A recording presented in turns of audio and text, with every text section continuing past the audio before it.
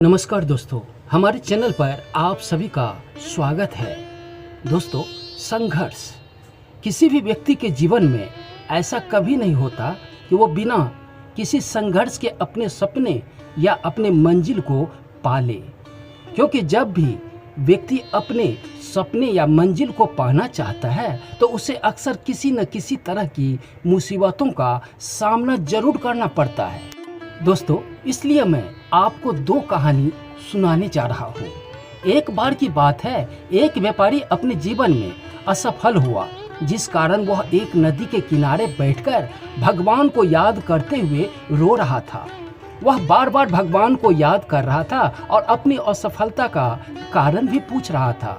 जब वह ऐसा कर रहा था, उसी नदी से कुछ दूरी पर एक महात्मा की कुटिया थी। वह अपनी कुटिया की ओर जा ही रहे थे कि तभी उन्होंने उस व्यापारी को देखा और वह व्यापारी की व्याकुलता और निराशा से भरी बातों को सुनकर सब समझ गए।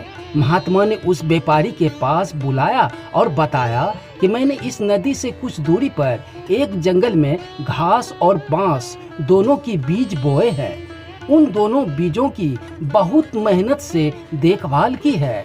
पहले साल तो मैं घास तो हरी भरी हो गई, लेकिन बांस का बीज जैसा का तैसा ही रह गया। लेकिन फिर भी मैंने दूसरे साल भी बांस के बीज को वैसे ही देखभाल की जैसे घास की थी। लेकिन दूसरे साल भी बांस का पेड़ नहीं विकसित हुआ, लेकिन मैंने हिम्मत नहीं हारी। तीसरे साल में फिर मैंने बांस के बीज की देखभाल की, लेकिन कुछ नहीं हुआ। चौथे साल में भी यही हाल रहा। पांचवें साल भी यही हाल हो रहा। छठे साल मेरी मेहनत रंग लाई और बांस का एक छोटा सा पौधा उग आया, लेकिन बहुत छोटा और कमजोर सा था। फिर भी मैंने हिम्मत नहीं हारी और 7 महीने में वह पौधा 110 फीट लंबा हो गया। मैंने बांस की जड़ को इतना बड़ा करने के लिए 6 साल का समय लगाया। इन 6 सालों में इनकी जड़ इतनी मजबूत हो गई थी कि 110 फीट से ऊंचे बांस को संभाल रही थी। संघर्ष तो सभी के जीवन में आते हैं, लेकिन इससे हार नहीं माननी चाहिए।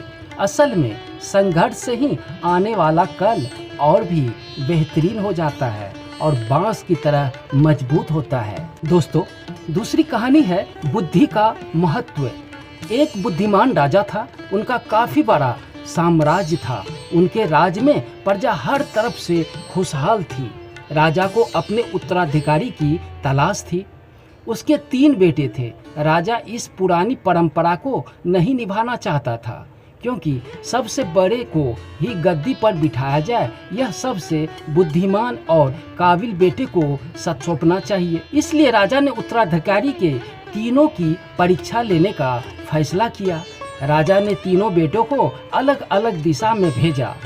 उसने हर बेटे को सोने का एक एक सिक्का देते हुए कहा कि वे इसे ऐसी चीज खरीदे जो पुराने महल को भर दे। पहले बेटे ने सोचा कि पिता तो सेठिया चुका है, इस थोड़े से पैसे से इस महल को किसी चीज से कैसे भरा जा सकता है। इसलिए वह एक मैखाने में गया, शराब पिया और सारा पैसा खर्च कर। राजा के दूसरे बेटे ने इससे भी आगे सोचा।